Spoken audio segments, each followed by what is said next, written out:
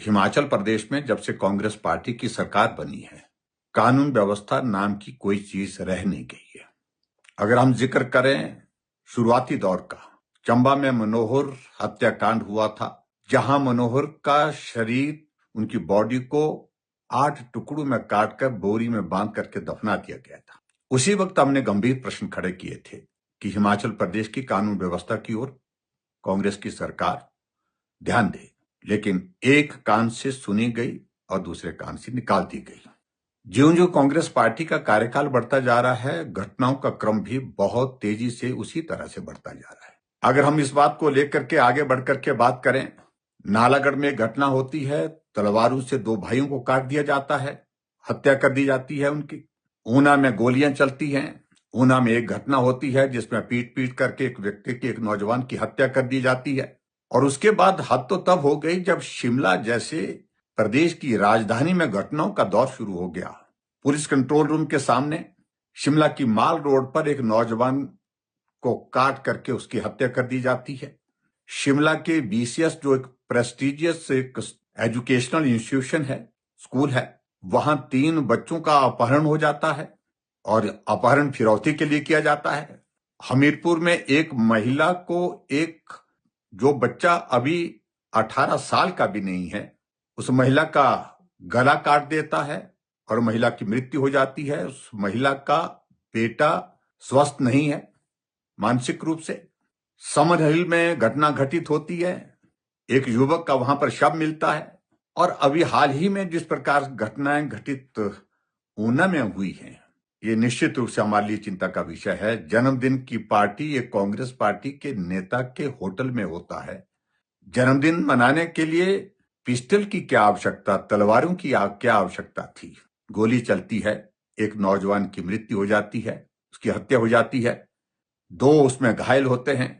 और ये सीधा सीधा मामला कांग्रेस के 2 ग्रुपों के बीच में जुड़ा हुआ है और खनन माफिया का ये सारा प्रकरण हमारे सामने आज से नहीं, कई सालों से इस प्रकार से आ रहा था जब से कांग्रेस की सरकार बनी है।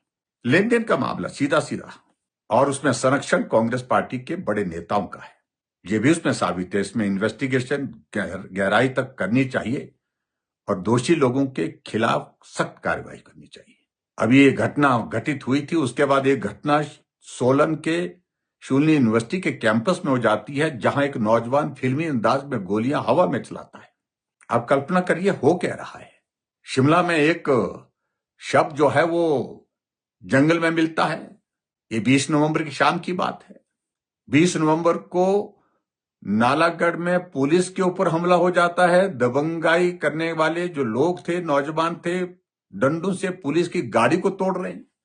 सीधा विषय प्रदेश की सरकार से, प्रदेश के मुख्यमंत्री से है कि ये कानून व्यवस्था के लिए जिम्मेवार कौन है, आप इस बात को स्पष्ट करें। हिमाचल प्रदेश में चिट्टे के कारण नौजवान सड़कों पर गिरे पड़े मिल रहे हैं, मरे हुए मिल रहे हैं। मंडी में घटना घटित होती है, तेजाब कांड जैसी घटनाएं जो वर्षों के बाद सुनने को मिली, देखने को मिली। उस महिला की मृत्यु हो जाती है।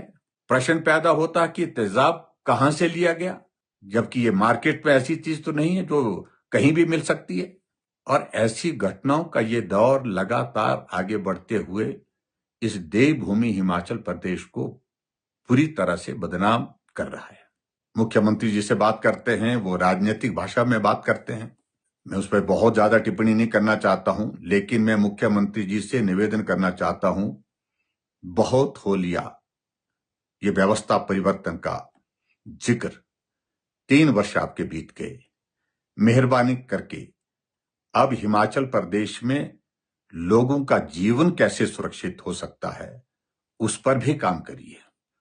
आज ना बच्चे सुरक्षित हैं, ना महिलाएं सुरक्षित हैं, ना बुजुर्ग सुरक्षित हैं। ये आलम हिमाचल प्रदेश में कांग्रेस की सरकार, सुक्खू जी आपके नेतृत्व में जो चल रही है, उस सरकार के कार्यकाल में, 3 साल के कार्यकाल में पूरा देश देख रहा है। मेहरबानी करके कदम उठाइए, दोषी जो लोग हैं उनके खिलाफ कार्रवाई करिए और ये खनन माफिया, चिट्टा माफिया पर लगाम लगाइए। यही मेरा आपसे आग्रह है। बहुत बहुत धन्यवाद।